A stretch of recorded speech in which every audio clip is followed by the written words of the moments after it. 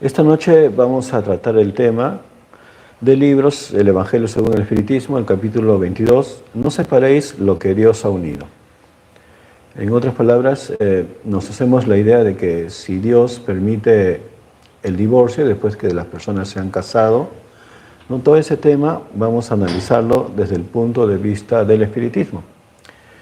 ¿Y qué quiere decir eso? Vamos a analizarlo según las leyes naturales, según las leyes de Dios, leyes como la ley de causa y efecto, la ley de reencarnación. Vemos cómo se debe respetar el libre albedrío de las personas y sobre todo la ley de amor, ¿no? Es lo principal que une a las personas y que al final es lo que puede soportar la prueba del tiempo, ¿no? Si no es un amor verdadero, sabemos que con el tiempo la relación no dura. Otro de los puntos que tenemos que tener en cuenta para reflexionar sobre este tema es la idea, el dicho que dijo Jesús en el periodo en que estuvo enseñándonos, es dad al César lo que es del César y a Dios lo que es de Dios. Ya, veamos qué nos dice el libro del Espiritismo. Unos fariseos se acercaron a Jesús, a él, para tentarlo y le dijeron: ¿es lícito a un hombre repudiar a su mujer cualquiera sea el motivo? Él respondió: ¿no habéis leído que aquel que creó al hombre desde el principio los creó macho y hembra, y que dijo: por esta razón el hombre dejará a su padre y a su madre y se unirá a su mujer y serán los dos una sola carne? De modo que ya no son dos, sino una sola carne. Por lo tanto, lo que Dios unió, el hombre no lo separe. Acá Jesús nos explica el fin del matrimonio, ¿no? ¿Y cuál es ese fin? Que las personas se unan por amor y formen una familia. Y en esta familia reciban a espíritus para que puedan ser cuidados, protegidos, educados, y también se cumpla dentro de esta familia la ley del progreso, que todos progresen, tanto los hijos siendo bien educados, como los padres superando todas las exigencias que trae una familia. Dios quiso que los hijos sean cuidados por no una persona, sino por una pareja que se amase, para que los hijos vivieran en ese amor, puedan alimentarse de ese amor de los padres, especialmente en sus primeros años de vida. Y esto es lo que les dice Jesús a los fariseos. Y esto es lo que significa: que uno va a dejar a su familia, a su padre y a su madre, para formar su propia familia. Y esa familia es lo que nosotros entendemos la primera escuela de las almas, donde los hijos aprenden, los padres también mejoran en el trajín diario, ¿no? En todas las exigencias que nos trae la familia, uno se esfuerza por ser mejor, por el bien de la familia, y ese es el fin de la familia, ¿no? Ser un exportador de elementos valiosos a la sociedad. Por eso es que se creó la institución del matrimonio y para formar una familia. Después de esto, los fariseos sabemos que le respondieron a Jesús. ¿Y cómo es que Moisés permitió que se divorciaran? Y Jesús le responde. Jesús le responde que al principio no era así y que Moisés lo hizo a causa de la dureza de sus corazones. Y estas son palabras suaves, ¿no? Porque realmente en la época de Moisés, si una mujer se separaba, era repudiada por adulterio, lo que le esperaba a la pobre mujer era ser lapidada, ¿no? Y viendo toda esta situación, que ya son etapas pasadas, incluso para la época de Jesús, Dios le dice, ¿no? Jesús le dice que cualquiera sea el motivo de la separación, si no es el motivo de adulterio, el que comete el adulterio por esa separación indebida a de la mujer, comete también adulterio. Eso nos dice que por cualquier cosa uno no puede casarse y separarse. No es un juego tampoco, ¿no? Está por sobre eso los hijos, la familia, todo eso que se ha formado. Y bueno, eso es lo que sucedió con los fariseos. No pudieron encontrar nada para hablar en su contra, ¿no? Para decir que iba en la contra de Dios, en contra de las ideas judaicas de ese tiempo.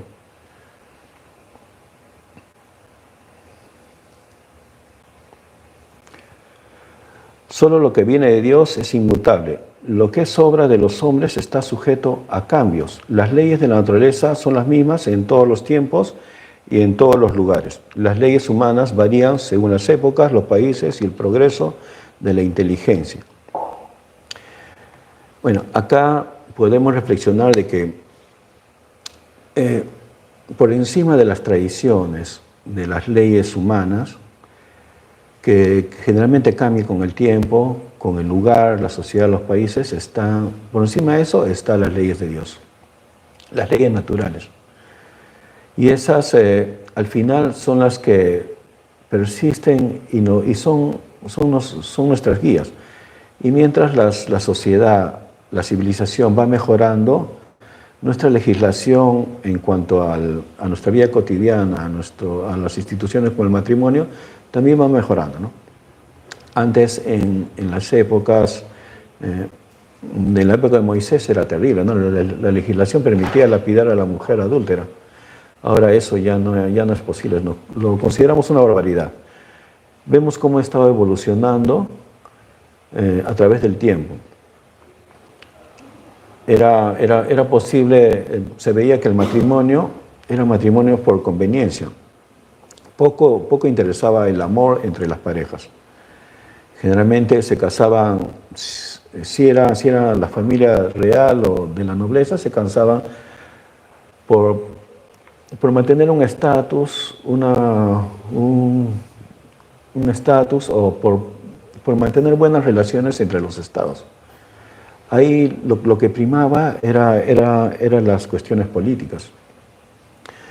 También se veía que era importante buscar una pareja que estuviera en el mismo nivel social, ¿no? Ahí se veía que lo que primaba era el orgullo, ¿no? Porque era imposible pensar que una chica, por ejemplo, de buena posición social, se casara con un humilde obrero, ¿no? Eso era impensable y generalmente era combatido en la década, en el siglo XIX. Era muy acostumbrado a eso. Y también existe el que uno elige su pareja por vanidad, ¿no? A veces uno se casa con una mujer muy bonita o con una persona destacada socialmente como si fuera un trofeo. Eso se ve mucho en la actualidad. Se casan porque los dos están brillando y es bueno para sus carreras, porque están bien, porque la gente dice que hacen bonita pareja, pero no consideran si es que lo que los une es algo más, es el amor. Y vemos por eso que en la actualidad la gente a veces hay mucha tendencia al divorcio, ¿no? Tengo entendido que en el año 2002 el divorcio se había disparado, pero la tendencia sigue así, ¿no? Sigue bajando, subiendo, bajando y subiendo la tasa de divorcios en la actualidad. ¿Por qué? Porque ahora en la actualidad estamos expuestos a ideas, a teorías, a ideologías que nos hacen cuestionarnos esta idea de la institución del matrimonio.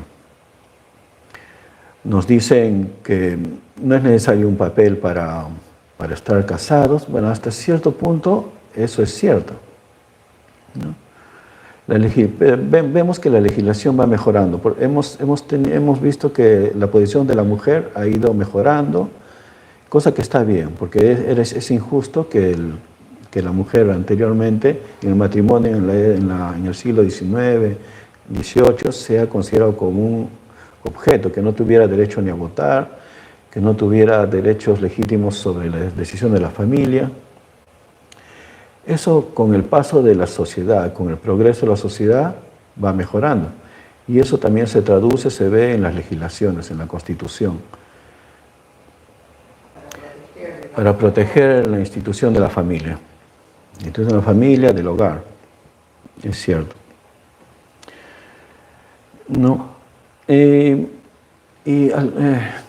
Vemos que lo dicho por Jesús, dad al César lo que es de César y a Dios lo que es de Dios, es cierto, ¿no? Hay algunas ideas progresistas dicen que no es necesario matrimonio, que debería abolirse, que la gente debe vivir libremente, si se une con quien quiera, el tiempo que quiera, ¿no? Sin ningún apego y sin ninguna responsabilidad. Sabemos por el espiritismo que en una unión de parejas se da para la procreación y la supervivencia de la especie y está involucrado el sexo. Y el espiritismo nos dice, ¿no? Si hay sexo tenemos que asumir la responsabilidad que eso conlleva. Porque posiblemente es posible que vengan los hijos y hay que ser responsables en esta situación. Eso es lo que nos manifiesta el espiritismo, ¿no? Veamos qué sigue. En lo relativo a la unión de los sexos junto a la ley divina material, común a todos los seres vivos, existe otra, la ley divina inmutable como todas las leyes de Dios, de índole exclusivamente moral, la ley del amor. Bueno, lo que estábamos platicando hace un momento, que lo importante en la unión de las parejas es el amor. Lo que une es un amor sincero, no esas parejas que se unen por orgullo, ambición, posición social, o vanidad o conveniencia política. No.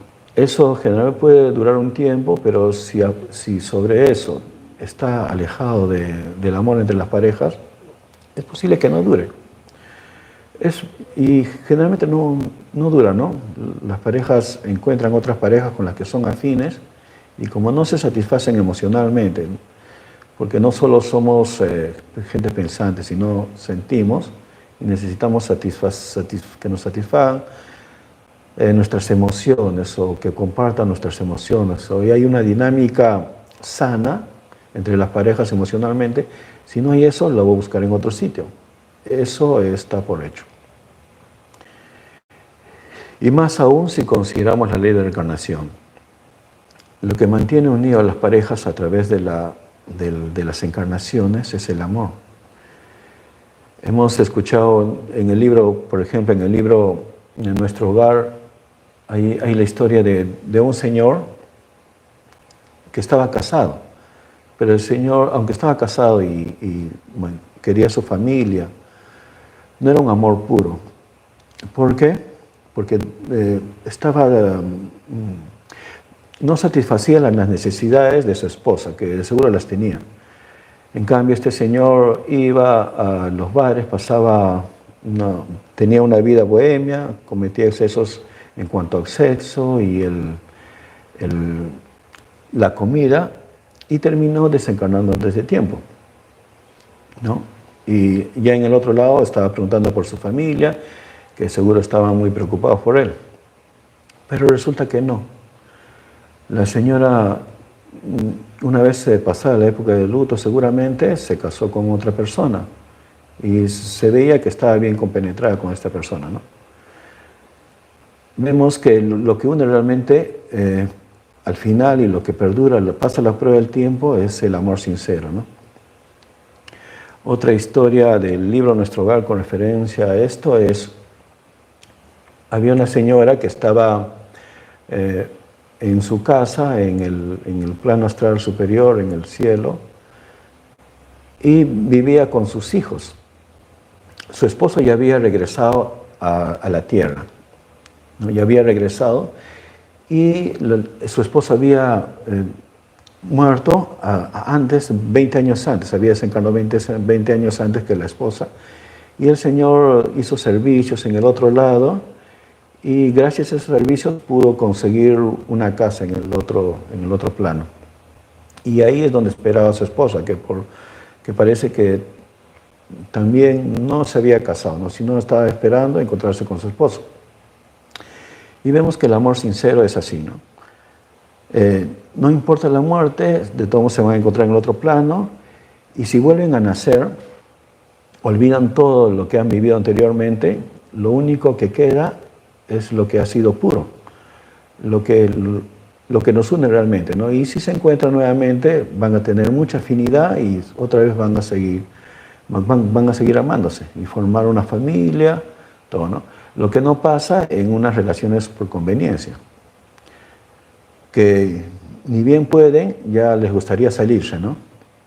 Y si no recuerdan, si se olvidan de todo y se encuentran con esa persona, obviamente no se van a sentir atraídos por ningún sitio, no por ninguna causa. Vemos así que lo que hace durar y mantiene a las personas juntas es la ley del amor. Y esta ley del amor no solo mantiene a las personas juntas como esposos.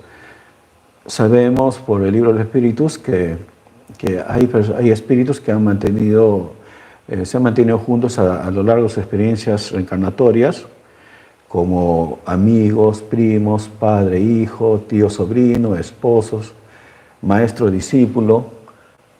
Y son afinidades, son personas que se sienten afines, ¿no? Y se aman de una u otra forma. El amor tampoco solo es el amor de pareja, el amor tiene un montón de aspectos. El amor de padre, el amor de amigos. Y Dios nos hace pasar por todos esos tipos de amor. Quiere que desarrollemos todos esos tipos de amor para llegado en momentos estar a la altura de la fraternidad que vino a implantar Jesús, ¿no? Porque Jesús, la idea de Jesús es que todos nos queramos como hermanos. También, aparte de la ley de la afinidad, hay que respetar esa ley del amor. Esta ley, uno no puede pedir ser feliz con la persona amada si es que ha causado infelicidad a otros. Hay una historia en el libro de Amalia Domingo Soler, del libro Hechos que prueban, que se titula Todo se paga. Y en esta historia cuenta la historia de una parejita, ¿no? Carlos y Luisa. Luisa era pobre, sin familia, sin madre, y Carlos era de una posición alta. Y su madre, pero estos chicos, Carlos y Luisa, se sentían atraídos, ¿no? Se querían y se amaban y se demostraban ese amor. Pero la mamá se había opuesto totalmente a esta situación. Se había opuesto totalmente a esta situación y no quería que su hijo se casara con Luisa porque era pobre. Y bueno, Carlos, muy tolerante, comprendía a su mamá. Y con Luisa también, Luisa le decía que no era su cuerpo lo que quería, sino su alma. Ella sabía que ellos no morirían y que la vida continúa. Y que el amor que sentía por él estaba más allá de los convencionalismos. Y no se llegó a casar Carlos, ¿no? Siempre se veía con Luisa, que se había trasladado a otro sitio. Y así pasaron los años. Su mamá nunca dejó que se casara, ¿no? Aún así queriendo mucho a su hijo. Y pasaron las décadas y llegó el momento en que Luisa lo requería porque estaba a punto de desencarnar. Y bueno, Carlos llegó el momento exacto, se despidieron, Luisa desencarnó. Y ni bien desencarnó, se enteró que su mamá también lo estaba requiriendo rápido porque también iba a desencarnar. Y bueno, la situación era esta, ¿no? Que su mamá se había empeñado tanto en que estas dos personas, estos dos espíritus no se casaran, y hasta tanto así que su único propósito en la vida era impedir eso. No quería. Y una vez que Luis había fallecido, ya no había motivo y su mamá falleció también. Amalia Domingo Soler consultó con su guía por qué había pasado esto. y le dice que no debe olvidar, además le venimos a leer sobre esta historia, que toda causa tiene un efecto. Y que si bien son buenos estos espíritus, en su vida anterior, bueno, habían estado juntos a través de muchas vidas, pero en la vida inmediata anterior a esa, de la historia, ellos habían sido esposos y habían tenido una hija, a la cual querían mucho y con la cual querían casar con una buena persona de posición social, ¿no? Que le diera todos los recursos, toda la buena posición en la sociedad, y lo consiguieron, pero esta chica amaba a un pobre joven obrero. Y la chica le había dicho que no se iba a casar, ¿no? Que solo su corazón le pertenecía al joven obrero. Y la familia no lo permitió, ¿no? Hizo todo lo posible para separarlo. El chico pobre obrero fue acusado de traición a la patria y expulsado. Y murió en el exilio, no mucho después. Su hija, bueno, comprendió todo y los perdonó, pero ya habían cometido ese acto, ¿no? Y por eso en esta vida no podían ser felices porque ellos no permitieron la felicidad de esos dos espíritus. Así, ¿no? Nosotros, las uniones de pareja están regidas por la ley del amor. Debemos cumplir esa ley del amor y respetarla en otros también. Esto es lo que podemos explicar de esto, ¿no? Ese fue un matrimonio expiatorio, un matrimonio de prueba. Sí, más bien fue una separación de prueba, ¿no? Porque no pudieron unirse, no pudieron consumar su matrimonio o su unión, estuvieron porque habían separado a una pareja. Sí, por eso en esta vida tenían que pasar eso. Y la abuela, justamente se me olvidó un detalle. El chico pobre que había sido expulsado a otro país por traición a la patria, por los padres que no querían que se casara, nació en la historia, en la época siguiente, como madre de Carlos. Y Carlos justamente la madre de Carlos justamente fue el que no permitió que estos dos seres se casaran, ¿no? De repente, como revancha, se cumplió la ley de causa y efecto. De repente el plan era que los perdonara y se uniera, ¿no? Pero no pudo y le ganó el sentimiento negativo y se vengó, ¿no?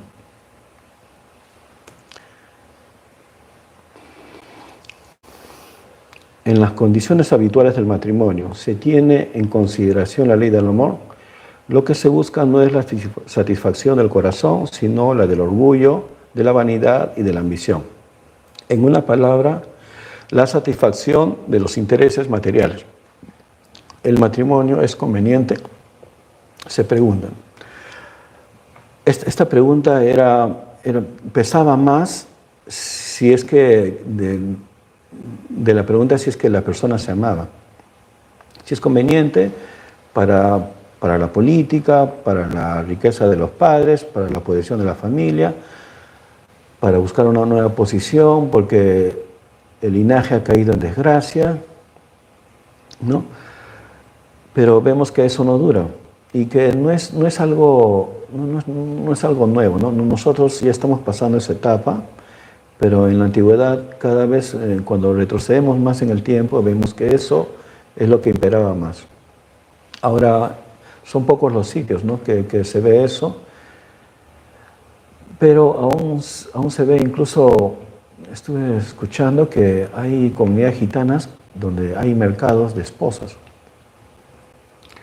donde si la chica es pura, virgen, tiene más valor y la familia recibe una compensación económica por eso. Vemos que el progreso no es continuo, ¿no? Siempre son subidas, bajadas, pero siempre son culturas diferentes. Son culturas diferentes y vemos que el matrimonio, a través de todas esas culturas diferentes, a través de todas esas épocas diferentes, legislaciones diferentes, lo que debemos tomar en cuenta que está la ley inmutable del amor, ¿no? Que es lo que al final pasa a la prueba del tiempo.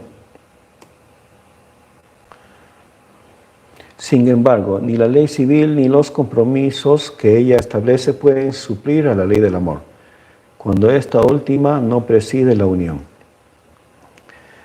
Bueno, acá podemos reflexionar de que es más importante la ley de Dios que las leyes terrenales, que siempre están en evolución. Siempre están en evolución y siempre cambiando en necesidad a los requerimientos de las personas. A veces también nos preguntamos si las tradiciones son más importantes. Muchas personas piensan que sí, ¿no? Que las tradiciones son importantes. Incluso la iglesia algunas iglesias toman como punto de verdad, como forma de validar algo, decir que es cierto, que se basa en las tradiciones, ¿no? Eso no es así, ¿no? Las tradiciones van cambiando y no puede decirse que son inmutables y no son una verdad absoluta. Bueno, sí, podemos expresar que la legislación del matrimonio ha evolucionado para mejor desde las épocas anteriores. Y todo eso porque la civilización va mejorando.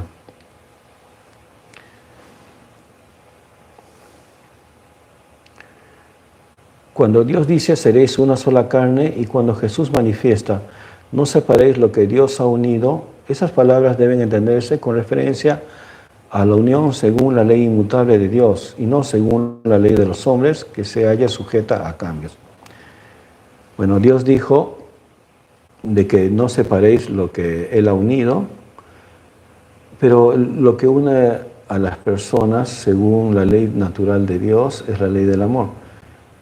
Ese respeto al amor en otros también es lo que uno debe cumplir y vemos que es lo que une a las personas según los testimonios de las historias que nosotros tenemos a través de encarnaciones, ¿no?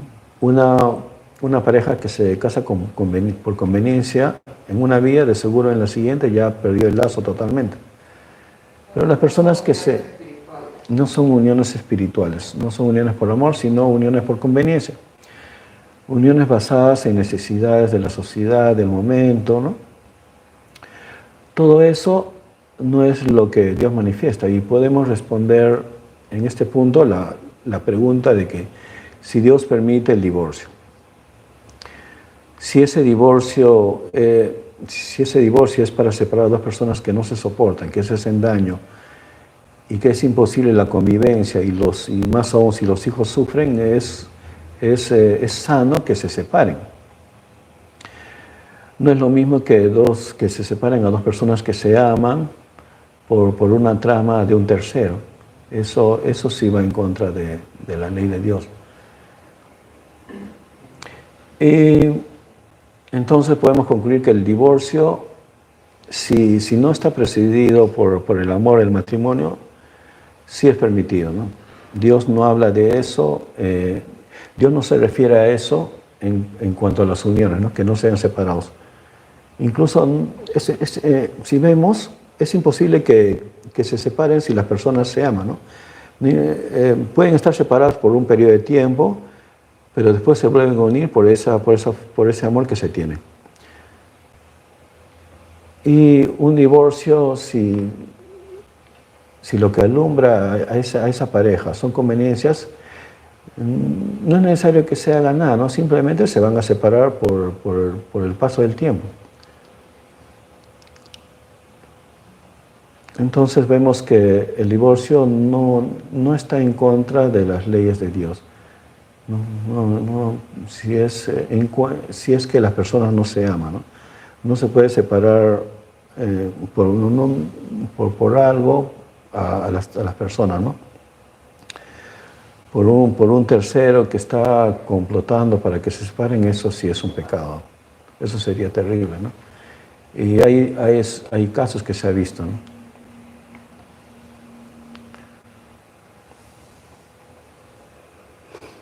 Así pues, será superfluo la ley civil, tendremos que volver a los matrimonios según la naturaleza. Por cierto que no. El objetivo de la ley civil es regular los vínculos sociales y los intereses de las familias, de acuerdo con las exigencias de la civilización. Bueno, acá sabemos que si bien las leyes inmutables de Dios están por encima de la ley de los hombres, estas legislaciones, estas constituciones que rigen los estados, se puede entender como requerimientos de las organizaciones del Estado para la buena convivencia de los ciudadanos. Y en ese sentido debemos dar al César lo que es del César, ¿no? Respetar todas las leyes para la buena convivencia y a Dios lo que es de Dios. Eso es lo que podemos concluir en esto y tampoco va en contra de la ley de Dios. Considerando que Jesús dijo, no, dad a César lo que es de César y a Dios lo que es de Dios.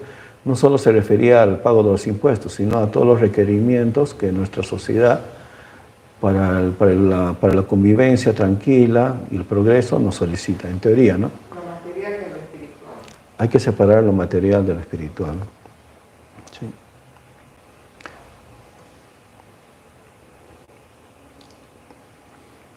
Llegará el día en que el hombre se pregunte qué es más humano, más caritativo y más moral, si mantener unido a dos seres que no pueden vivir juntos o devolverles la libertad. Y si las perspectivas de una condena indisoluble no aumentan los números de uniones irregulares. Bueno, este texto fue redactado en el siglo XIX y vemos que ahora, en esta época, en el siglo XXI, ya no es necesario preguntarse eso, ¿no? Sino eso lo tenemos claro y sabemos que dos personas que no se soportan, que se hacen daño, no pueden estar juntas. Es mejor que se separen por el bienestar de sus hijos.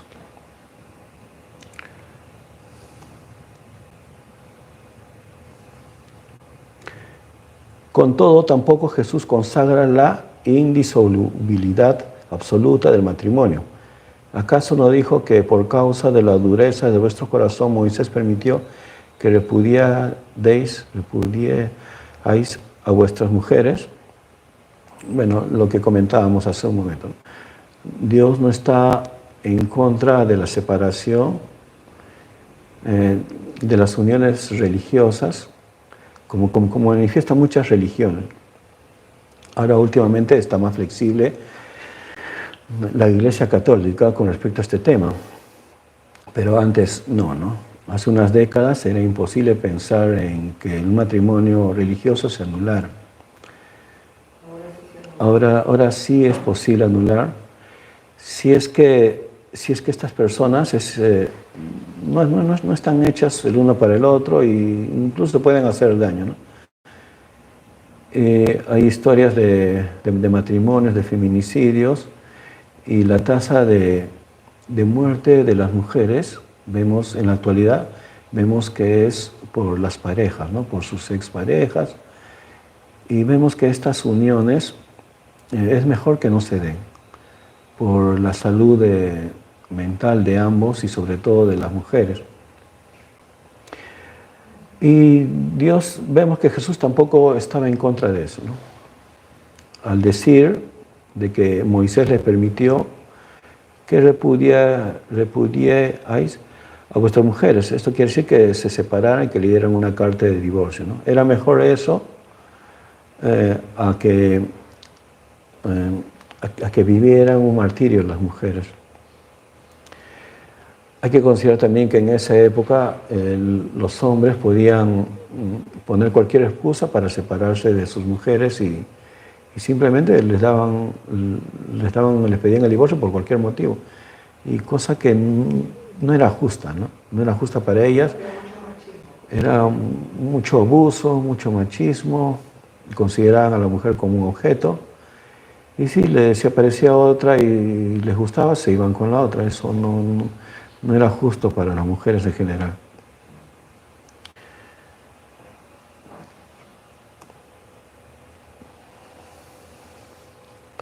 Jesús va más lejos, pues especifica el caso en el que el repudio puede tener lugar, a saber, cuando existe adulterio.